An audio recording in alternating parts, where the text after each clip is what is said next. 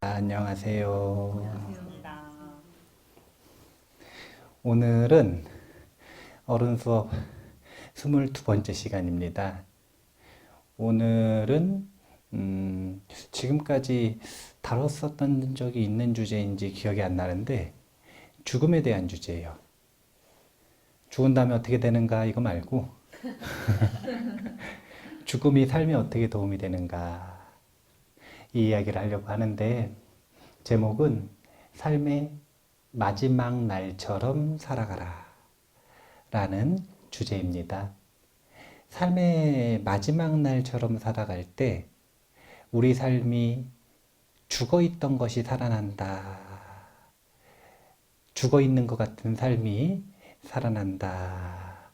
그렇기 때문에 삶의 마지막 날처럼 살아가라. 이런 주제로 공부를 해보겠습니다. 본생경에 나오는 구절인데요. 제가 한번 읽어볼게요. 인생은 초대하지 않아도 저 세상으로부터 왔다가 허락하지 않아도 저 세상으로 떠나간다. 이게 인생이래요. 초대하지 않았는데 저 세상으로부터 왔고 허락하지 않았는데 저 세상으로 떠나는 것. 이게 인생이랍니다. 우리는 삶을 살아가는 것에 대해서 사람들이 이제 다양한 관점을 가지고 욕망을 가지고 살아가지만 사실은 삶이라고 하는 건 전부 죽음을 향해 있어요. 경허 스님이라고 하는 어른이 있는데 이 스님이 어릴 때 모친이 돌아가셨대요. 별다른 기별도 없이 그냥 글 공부하고 돌아왔는데 집에 왔는데 모친이 돌아가셨다는 거예요. 그래서 모친이랑 사이가 너무 좋아가지고 맨날 우는 거예요. 맨날 모친 무덤가 가가지고 살고. 그러니까 그 아버지가 남자 자식이 유약하게 어머니 돌아가신 지가 언젠데 아직도 거기 가가지고 그러고 있는다고 맨날 혼내니까 이 스님이 그때마다 묻는 거예요. 아직 스님 아니구나. 이 애가 그때마다 묻는 거예요. 그래서 어머니는 어디 가셨냐고. 어디 갔겠지 뭐. 아니 그래서 어디 가셨냐고. 자긴 모른다 이거예요. 그럼 누구한테 물어보면 되냐고. 도 닦는 스님들한테 물어보라고. 몇 번 그러니까 이 스님이 진짜로 물어보러 갔어요. 진짜로 물어보러 간 거예요. 걸어가지고 저 멀리 있는 절에 갔어요. 그래서 스님한테 물어봤어요. 스님, 사람이 죽으면 어디 갑니까? 사람은 왜 죽습니까? 그러니까 이 스님이 요 꼬마가 보통 꼬마가 아닌 걸 알고 들어가가지고 차 한 잔을 주고 이제 어디서 왔는지 이것저것 묻다가 그제서야 내가 이제 답해 줄 테니까 물어봐라. 그러니까 저희 어머니가 돌아가셨는데 사람은 왜 죽는 겁니까? 이렇게 물었어요. 그러니까 이 스님이 하는 이야기가 뭐라고 대답하셨을 것 같으세요? 뭐라고 대답하셨을까요? 태어났으니까 죽지. 태어났으니까 죽지. 죽는 건 왜 죽냐면요. 태어났으니까 죽는 거예요. 안 태어나면 안 죽어요. 네. 우리는 태어나면 누구나 생을 받으면 죽음을 향한 마라톤을 걷는 거예요. 다 누구나 죽어요. 언제든지 죽어요. 네. 아니 삶 많이 살았다고 조금 살고 조금 살았다고 나중에 죽나요? 각자 언제 마라톤 골인 지점에 도착할지는 알 수 없어요. 다 죽어요. 한번 보이시는 분들 같이 읽어볼게요. 사람은 태어나는 순간 죽음을 향해 달려갑니다. 이 세상에 죽음을 피할 수 있는 존재는 없기에 이것은 진실입니다. 태어난 존재 모두가 쓸려가는 이 죽음의 흐름 위에서 역설적이게도 사람들은 마치 죽지 않을 것처럼 게으름을 피우며 방일하게 살아갑니다. 저기 도리천에 천인 밑에 500천녀가 있었단 말이에요. 500천녀가 공덕 많은 이 천인을 시봉하는 거예요. 근데 그 천녀 중에 한 명이 아침에 갑자기 사라졌어요. 그랬다가 점심 먹고 날 때쯤 돼가지고 돌아온 거예요. 없어졌다가. 그래가지고 이 천인이 궁금해서 물었어요. 천녀야 어디 갔다 왔는가? 그러니까 자기가 인간 세상 태어나가지고 50년 살고 왔다는 거예요. 거기 반나절 시간이 인간 세상 50년이니까 50년 살다 왔다 이거예요. 아니 인간은 반나절밖에 못 사는가? 천인이 너무 궁금해가지고 묻는 거예요. 진짜 인간은 반나절밖에 못 사는가? 그러면 반나절밖에 못 사니까 그 시간을 너무 귀하게 의미 있는 데다 쓰면서 자신의 공덕을 만들기 위해 최선을 다하겠네? 그러니까 아닙니다. 다들 먹고 자고 방일하게 쓰느냐고. 그 시간을 의미 있게 쓰는 사람은 제 주변에 단 한 명도 없습니다. 없었습니다. 라고 관찰 보고서를 올리더라고요. 우리가 사실은 누구나 죽는데 사실은 심지어는 병원 갔더니 이제 3년 살 수 있습니다 라고 진단을 받아도 자기는 영원히 살 것처럼 그렇게 착각을 하고 살아가는 게 사람이에요. 제가 지난번에도 한번 이야기했지만 호스피스 병동 가라 그러면 이제 며칠 안 남았다는 얘기잖아요. 몰핀 주면서 이제 며칠 안 남았다는 얘기거든요. 그런데 거기에서도 죽음은 갑작스러워요. 가족들에게 물어보면 갑자기 가셨대요. 호스피스 병동으로 옮기라고 한 건 이제 당연히 며칠 안에 돌아가시는 거잖아요. 근데 일주일은 계실 줄 알았는데 3일 만에 가셨대요. 갑자기 가셨대요. 3일은 계실 줄 알았는데 하루 만에 가셨대요. 갑자기 가셨대요. 모든 죽음은 다 갑자기예요. 왜냐하면 안 죽을 것처럼 사니까. 자기는 죽지 않을 것처럼 사니까. 영화 중에 코미디 영화인데 클릭이라고 하는 영화가 있어요. 보신 적 있으세요? 저기 보면은 어떤 남자가 저기 어디 골동품 가게 가가지고 이상한 리모컨 하나를 사왔어요. 근데 이 리모컨 가지고 뭘 할 수 있냐면은 부인하고 막 말다툼을 하는데 부인이 그래가지고 말이야 그때 무슨 말 했는지 기억나? 그랬는데 이때 대답 못하면 어떻게 돼요? 그럼 어떻게 쓰는 거냐면 뒤로 감기 탁 누르는 거예요. 그럼 그때로 가는 거예요. 그래서 듣고 와가지고 빨리 감기 다시 눌러서 그때 그런 말을 했지. 내가 미안해. 이런 식으로 쓰는 거예요. 회사에서 상사가 너무 화가 나가지고 하루 종일 잔소리를 해요. 그럼 뭐 쓰면 돼요? 빨리 감기 누르면 되죠. 빨리 감기 누르면 되죠. 이런 식으로 리모컨을 가지고 시간을 조절할 수 있는 리모컨을 얻어서 일어나는 에피소드를 이야기를 하는 건데 결국은 마지막에 어떻게 되냐면 이제 빨리 감기를 하다가 뒤로 감기를 하다가 삶의 힘든 순간이 있을 때마다 자꾸 빨리 감기를 하니까 이제는 어떻게 했냐면 빨리 진급하고 빨리 사장되고 싶은데 빨리 성공하고 싶은데 그 시간을 못 견디겠는 거예요.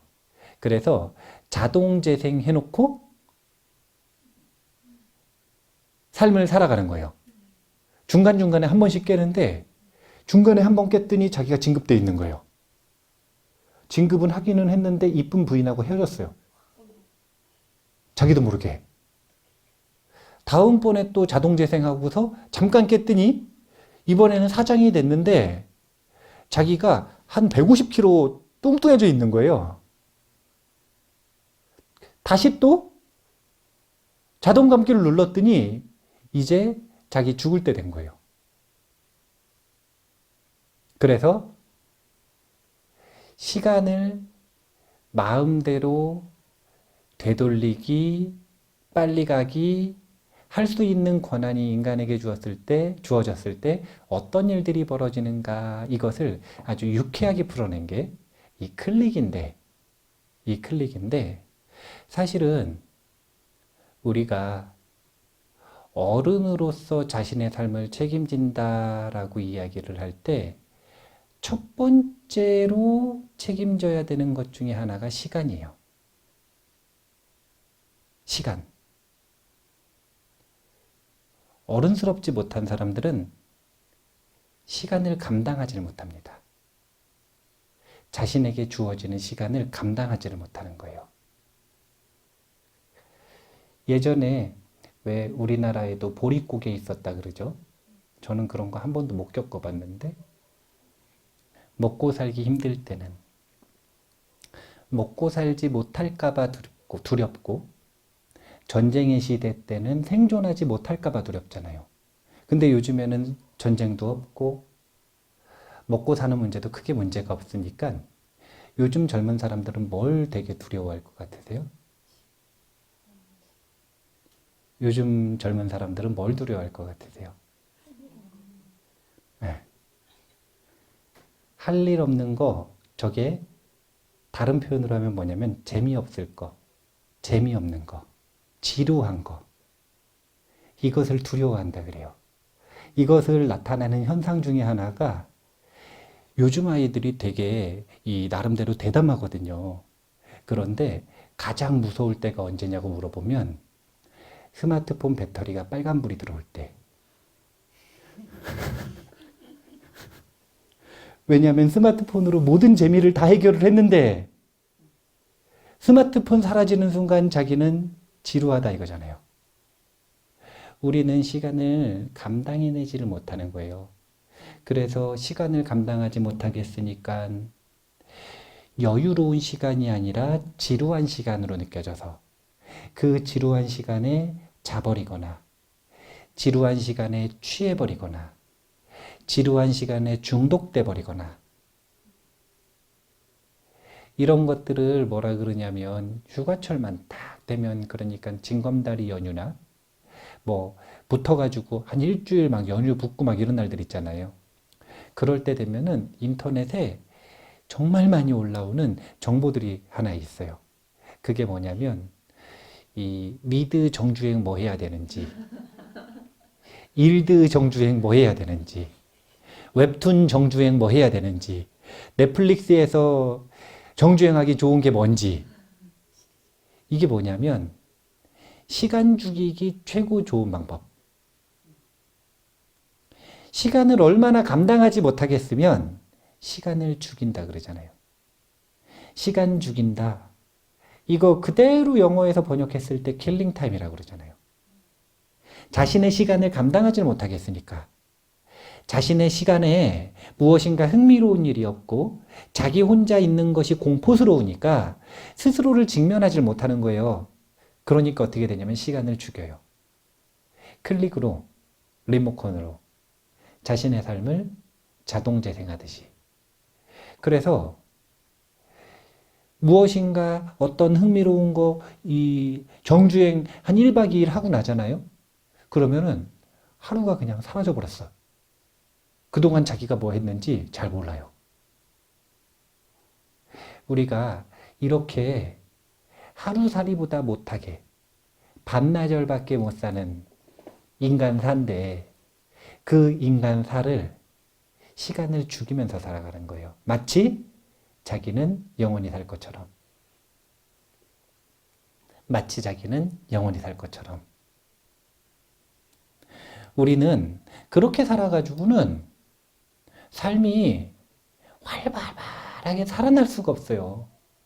흥미롭고 재밌을 수가 없어요. 빨리 끝났으면 좋겠고, 정작 또 죽으려고 그러면은 안 죽고 싶고.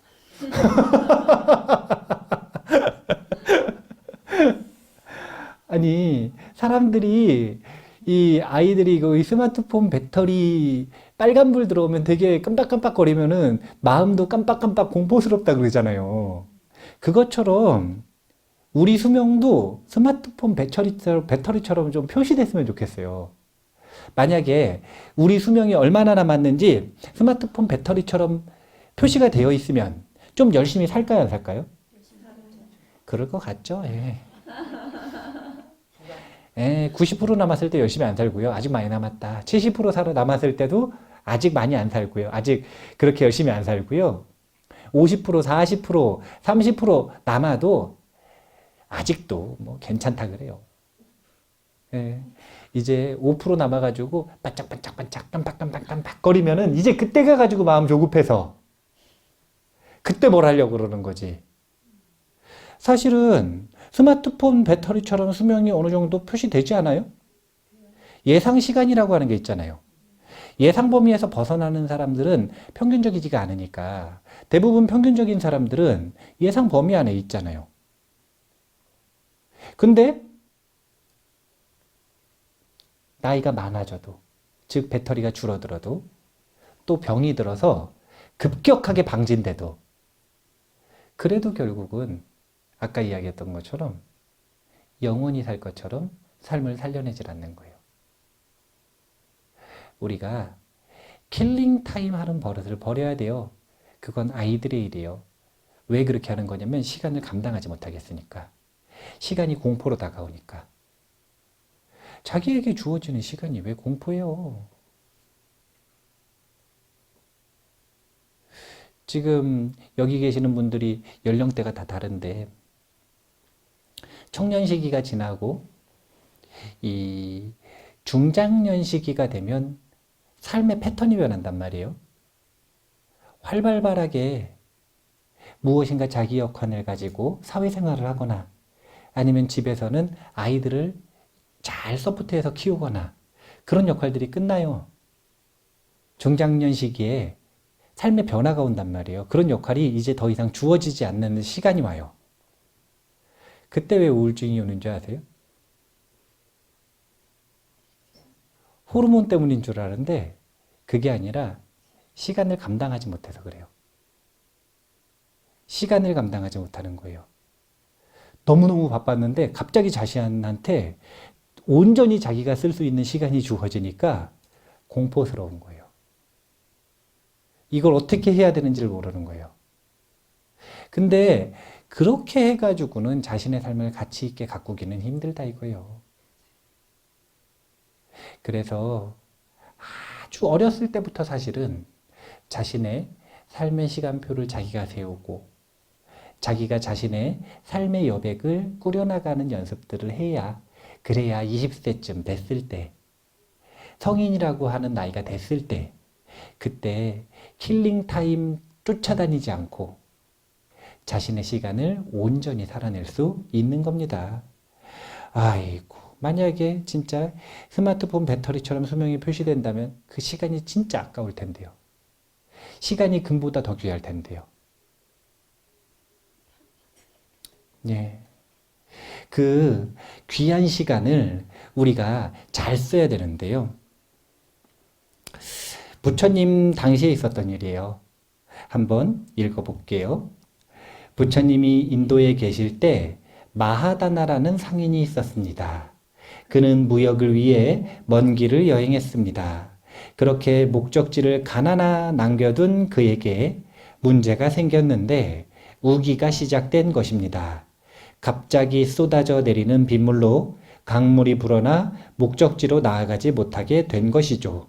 인도의 우기는 보통 몇 개월 동안 이어지기에 그는 포기하고 고향으로 돌아갈지 이곳에서 우기를 지내며 기다릴지를 결정해야 했습니다.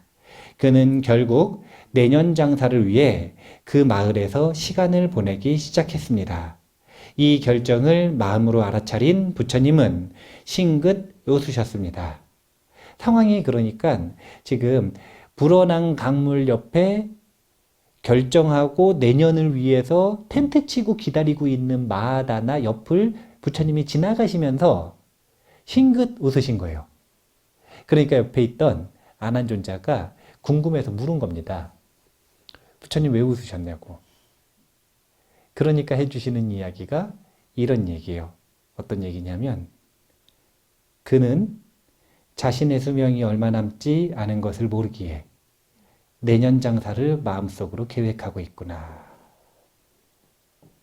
부처님 딱 보시니까 마하다나의 수명은 일주일이 남았거든요.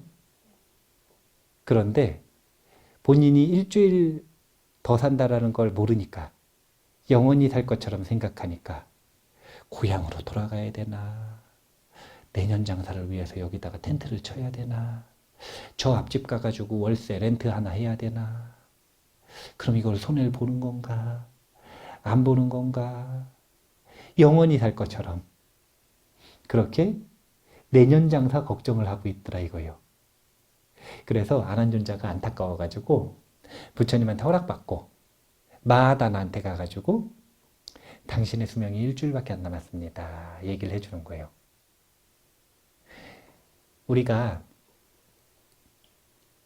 사실은 무역을 하려고 막 이것저것 떼가지고 저기 먼 나라 그러니까 사실은 인도에서는 국내 장사를 해도요 우리나라 이 거리가 인도 엄청 크잖아요. 그러니까 사실은 뭐 저 중국에서 중국 끝 가는 거나 비슷한 거예요. 예.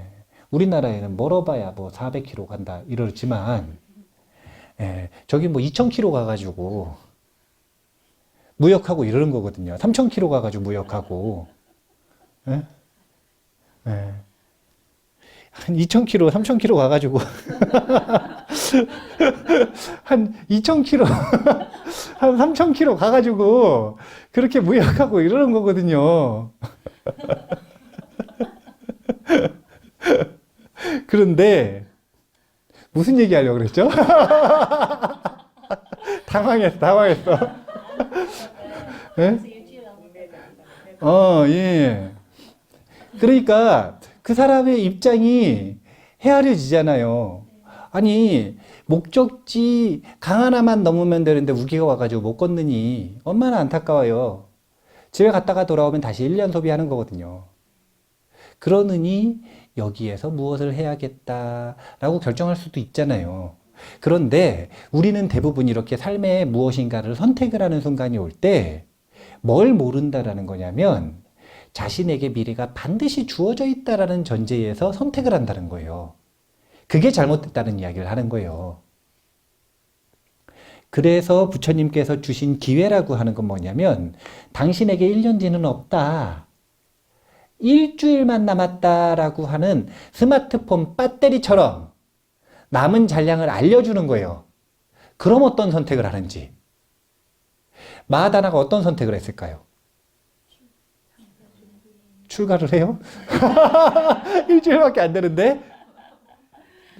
마하다나는 일주일밖에 안 되니까 이제 평소에도 제가 불자였기 때문에 그렇다면 본인이 이거 가지고 장사할 필요 없고 싹 팔아가지고 사회복지하는데 돈 다 내고 승단에 공양 올리고 그리고 자신의 가족들에게 편지 써가지고 보내고 이제 절에 들어가서 나머지 시간을 잠깐 수행하다가 그렇게 죽음을 맞이했다 그래요.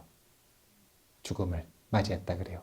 그러니까 평소에 항상 우리가 하는 말들 있잖아요. 아니요. 죽으면 어떻게 되는가 아니라 이렇게 되면 이거 하고 싶다. 이렇게 되면 이거 하고 싶다.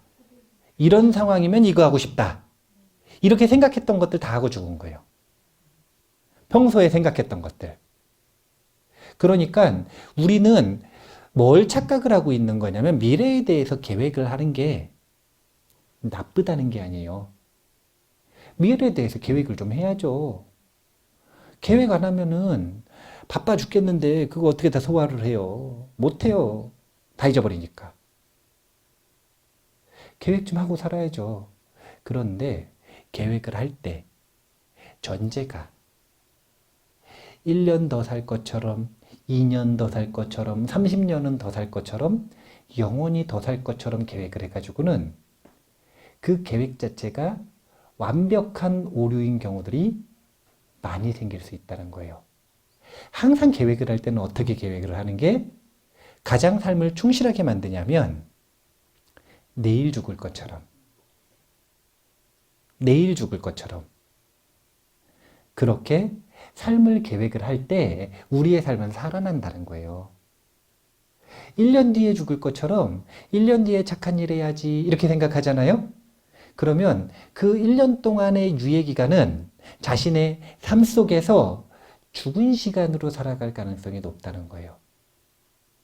우리는 자신에게 시간이 주어져 있다라는 착각을 가지고 살아가서는 시간이 감당이 안 되니까. 자, 내일 죽어요. 그럼 지금 2시간 주어졌어요. 누가 나를 기다리기 위해서 2시간 주어졌어요. 지루한 시간이에요? 소중한 시간이에요? 근데 10년 뒤에 죽어요.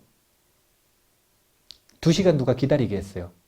지루한 시간이에요? 소중한 시간이에요? 예, 지루한 시간이겠죠. 예.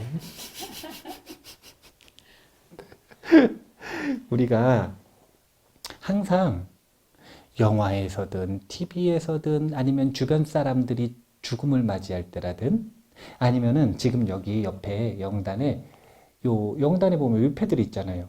다 돌아가신 분들이에요. 예. 이런 죽음에 대한 직간접적인 경험들을 할 때마다 상기해야 되는 게 있어요. 그게 뭐냐면 법당의 영단에 놓여 있는 영정사진을 바라보면 삶의 무상함과 죽음의 갑작스러움을 느끼곤 합니다. 활짝 웃고 있는 그들의 삶이 이렇게 끝났으니까요. 상인의 이야기를 통해 우리는 2가지를 배워야만 합니다. 첫째는 죽음이라는 손님이 찾아오는 시기는 언제여도 이상하지 않다는 점. 둘째는 죽음이 다가오기 전 남아있는 시간을 진정으로 가치 있는 일에 투자해야 한다는 것입니다. 티베트 사람들은 아주 어릴 때부터 전통 문화가 요즘에는 지금 이제 중국 이 공산당들 침공하고 그리고 또 자본주의가 들어가면서 요즘 티베트 청년들은 요 게임하고 그러더라고요, 보니까. 그래서 옛날 전통들이 많이 흐려졌다 그래요. 근데 원래 티베트 불교 전통은 아이들이 태어나면 아주 어렸을 때부터 죽음에 대한 명상을 시킵니다. 죽음에 대한 명상이라는 건 뭐냐면요. 잠들 때 죽는 것처럼 자신의 경험을 관찰하고 죽음을 기억하는 거예요.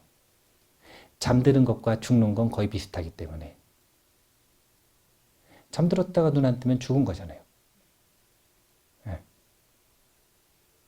그리고 아이 때부터 철저하게 알려주는 죽음에 대한 진실이 있어요. 그게 뭐냐면 2살 때 죽는 건 정상이에요, 비정상이에요? 정상이라는 거. 7살 때 죽는 건요? 정상이라는 거. 11살에 죽는 건요? 정상이라는 거. 70살에 죽는 건요? 정상이라는 거. 언제 죽어도 정상이라는 거. 언제든 죽기에 완벽한 순간이라는 것. 죽음이 언제 찾아와도 전혀 이상하지 않다라는 것. 이것을 가장 먼저 알려줍니다. 이것을 잘 기억을 할 때 우리의 삶은 소중해지는 거예요. 그래야 남아있는 시간이 있다면 진정으로 가치 있는 일에 투자할 수 있는 거예요. 초발심자 경문에 나오는 구절인데요. 백년 탐물 일조진, 3일 수심 천재보라고 합니다. 100년 동안 탐해서 모아놓은 재물들 있죠. 이게 죽을 때는 하루아침에 티끌 같다는 거예요. 하루아침에 티끌처럼 하루아침에 그 아침 이슬처럼 한순간에 사라져 버린다는 거예요. 왜냐면 못 가지고 가니까요. 돈 열심히 번 분들이 제일 억울한 게 뭐냐면 못 쓰고 죽는 거. 왜냐면 열심히 버느냐고 못 썼거든요. 주변 사람 다 썼지. 예. 남 좋은 일 시키고 자기는 몸만 아프고 그냥 죽으니까 진짜 안타까운 거거든요. 삼일수심 천재보. 그런데 3일 동안 닦은 마음은 천년의 보배가 된다. 100년 동안 아무리 재물을 탐해봐야, 아무리 명예를 탐해봐야, 아무리 인간관계를 탐해봐야 죽을 때 자신에게 도움되는 건 아무것도 없다는 거예요. 죽음은 언젠가 찾아오는데 그 찾아오는 순간에 아무도 우리에게 도움을 못 준다는 거예요. 우리의 인생에서 제일 중요한 사건 2가지를 꼽으라면 뭐가 있을까요? 태어난 거하고 죽는 거. 그쵸? 근데 태어난 건 지났죠? 그러니까 중요한 일을 준비 못하고 지나갔을 수 있어요? 그럼 남은 건 죽는 거 아니에요? 그 죽는 중요한 순간을 준비를 해야 될 거 아니에요? 근데 100년 탐물 가지고는 1조진밖에 안 된다. 반면 7일도 아니고 3일만 마음을 닦아도 천년의 보배가 돼서 자신의 삶을 돕는다. 100년 탐물 1조진 3일 수심 천재봅니다. 죽음을 기억하고 가치 있는 일을 좀 해야 돼요. 내일이 존재할 것이라는 착각은 굉장히 위험한 거예요. 한번 읽어볼게요. 언제까지 뒤로 미루실 건가요? 자녀들이 다 크면, 자녀들이 독립하면, 은퇴하고 나면, 그렇게 시간을 다 낭비하고 나면 죽음의 아가리로 이미 한 발을 들여놓은 후이기에 사실상 기회가 거의 없습니다. 의미 있는 일, 가치 있는 일, 행복한 일은 지금 이 순간 하셔야 합니다. 지금 이 순간 하셔야 합니다. 우리가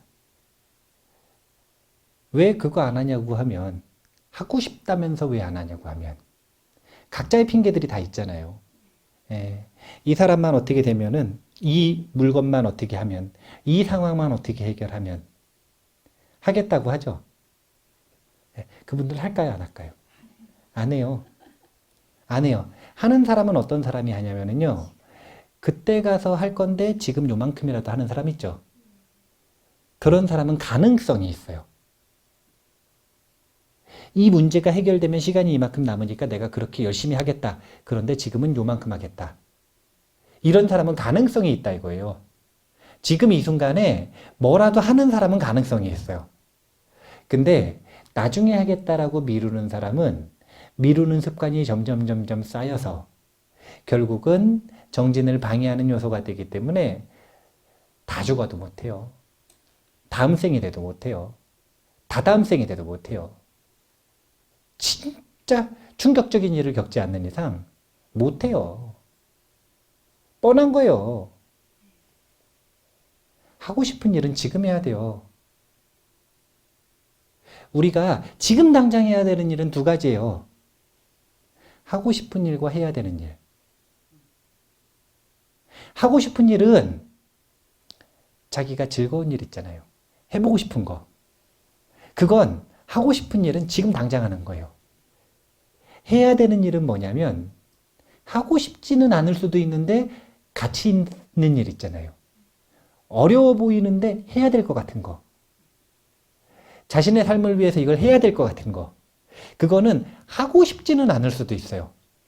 근데 해야 되는 일이면 지금 해야 되는 거예요. 하고 싶은 일을 지금 하는 것, 해야 되는 일을 지금 하는 것. 이 되게 중요한 거예요. 우리가 이 여행을 하다가 보면은요, 굉장히 다양한 기념품 가게를 만나죠. 굉장히 다양한 기념품 가게를 만나죠. 그런데 우리 도반스님이랑 여행을 다니는데 기념품을 그래 사시는 거예요. 분명히 바가지인 데도 사고, 옆집에서보다 훨씬 비싸게 부르는 데도 사고, 있는데도 사고 자꾸 사는 거예요. 그래서 스님한테 물어봤어요. 스님, 그러면은 내일 가가지고 사면 되잖아요. 그랬더니 내일이 올 줄 어떻게 아니요? 내일이 올 줄 어떻게 알고 그걸 내일로 미루니요? 많이 사라는 얘기가 아니에요. 많이 사라는 얘기가 아니라 그 관점이 중요한 거예요. 그리고 실제로 제가 그 스님하고 여행을 해보니까 다시 살려고 했던 그거 있죠? 미룬 거. 다시 못 보고 끝나는 경우가 되게 많더라고요. 네. 우리는 착각하기를 관점이 또 기회가 있을 거라고 생각을 하는데 없는 경우가 너무 많다는 거예요. 이 순간이 지나면 다시는 그 기회가 없는 경우가 정말 많다는 거예요. 왜 미루느냐 이거예요. 하고 싶은 일은 지금 한다. 해야 되는 일도 지금 한다. 할 수 있는 만큼이요. 미뤄가지고는 하고 싶은 것도 해야만 하는 것도 결코 못하게 된다. 그러면 하고 싶은 일 못하니까 즐겁지 않은 삶이 되고 해야 되는 일을 못하니까 가치 있는 삶이 되지 못하고 하고 싶은 일과 해야 되는 일은 지금 하는 겁니다. 신과 함께 영화 보셨어요? 이거 원인데 거기 보면은 요 귀인으로 사람들을 분류를 하더라고요. 예. 귀인 오셨다 이러면서 예. 귀인을 이렇게 하면은 그 저승차사들이 공덕이 있나 봐요. 그래서 귀인 오셨다고 귀인 끝까지 잘 보호하려고 애를 쓰는데 그런데 그 귀인이라고 하는 게 뭐냐 이거예요. 그 귀인이라고 하는 건 다름이 아니라 해야 되는 일을 한 사람들이에요. 해야 되는 일을 한 사람들. 하고 싶은 일을 하잖아요? 그러면 마음이 편안하고 즐거울 수 있어요. 해야 되는 일을 하잖아요? 그럼 주변과 세상이 밝아집니다. 하고 싶은 일을 해서 혼자 잘 즐기고 살아간 사람들을 귀인이라고 하지는 않아요. 해야 되는 일을 해서 자신의 삶과 세상을 도운 사람들을 귀인이라고 합니다. 우리가 귀인은 못 돼도 죽을 때 하고 싶은 거 못해서 원귀는 안 돼야지. 원귀는 안 돼야죠. 하고 싶은 거 못 해가지고 그게 한이 돼서 차사들이 잡으러 쫓아다니는 원귀는 안 돼야죠. 그러려면 우리가 어떤 마음의 습관이 있어야 되는 거냐면 다른 게 아니라 항상 지금 이 순간이 오늘이 삶의 마지막 날인 것처럼 살아가는 태도가 필요하다는 거예요. 그 태도가 귀인을 만드는 원동력이다. 삶을 가치 있게 만드는 원동력이다. 삶을 즐겁게 만드는 원동력이다. 아니, 왜 삶을 도대체 시간을 죽이고 살아요? 시간 죽여야겠다, 지루하다, 킬링타임 한다, 이런 말들이라도 안 써야 돼요. 얼마나 무서운 말이에요. 그 귀한 시간을 누구한테 팔아먹는 거예요, 도대체 그게. 안타까운 일이에요. 어른인가 아닌가? 다른 거 없다니까요. 보면 알아요. 뭘 보면 아냐면 자기 시간을 감당할 수 있느냐.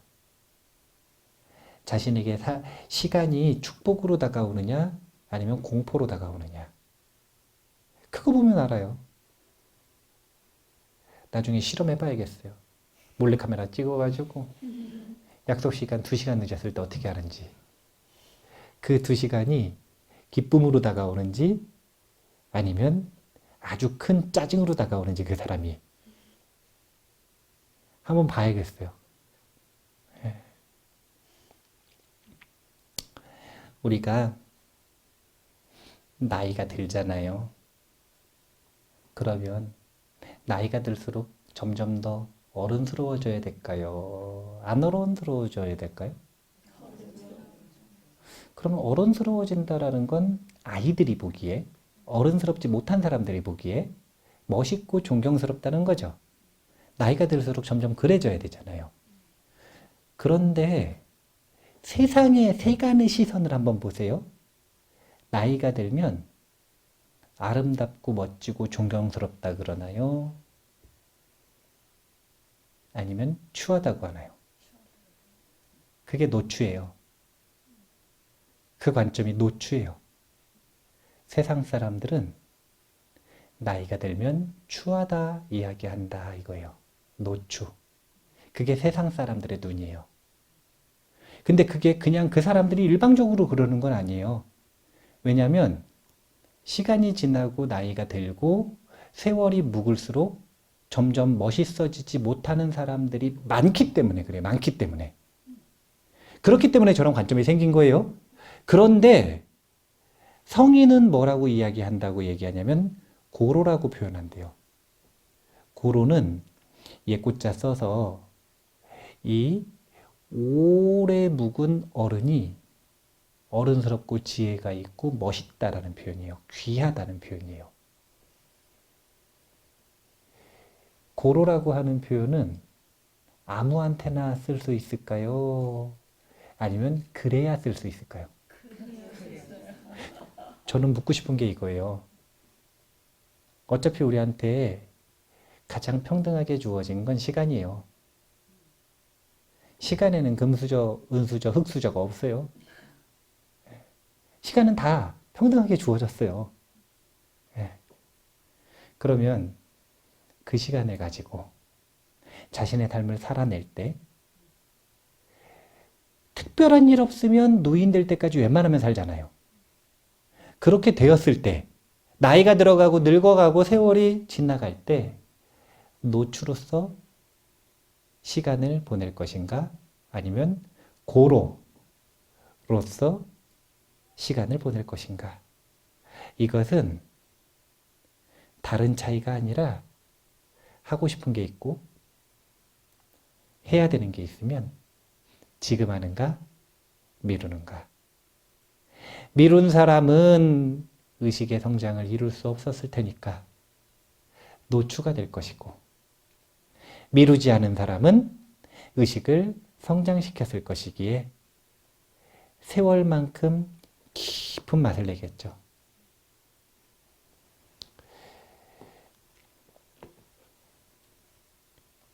그렇게 보면은 스님 되는 건 되게 좋은 일인 것 같아요. 네. 왜냐면은 스님들은 나이가 많아지고 법납이 많아지면은 점점 더 존경받을까요? 안 받을까요? 받겠죠. 그게 그냥 존경하는 거예요? 존경할 만하니까 존경하는 거예요?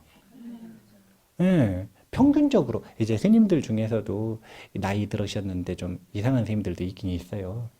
가끔 있긴 있어요. 그런데 평균적으로 봤을 때 세간 사람들보다는 훨씬 더 지혜로워지니까 나이가 들수록 젊은 때보다 더 지혜로워지니까. 그래서 옛날에 그런 말 있다 그러잖아요. 묵을수록 맛이 나는 건 장과 중밖에 없다.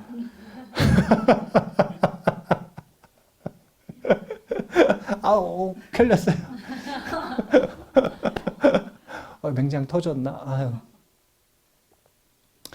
우리가 자꾸 미루려고 할 때, 그 미루는 습관은 자신의 삶을 죽이는 습관이라는 걸 기억을 하시고, 그럴 때마다 죽음을 기억할 것, 그 다음에 남은 시간을 가치 있게 쓰려고 노력할 것. 그래서 하고 싶은 게 있고, 해야 되는 게 있으면 지금 할 것. 그것이 자신을 세월 따라 더 지혜롭고 가치 있게 만드는 길잡이가 될 것이라는 걸 기억을 꼭 하셨으면 좋겠어요. 날마다 삶의 마지막 날처럼 그렇게 자신의 삶을 즐겼으면 좋겠습니다. 하고 싶은 거 있으시죠? 오늘 하세요. 해야 되는 거 있으시죠? 네, 오늘 하세요. 네, 오늘 말고 이 법회 끝나자마자 하세요. 네, 오늘 한다 이것도 착각이네. 그러면은 이제 뒤로 미루지 않으실 거라고 생각을 하고 오늘 이만 마치겠습니다. 감사합니다.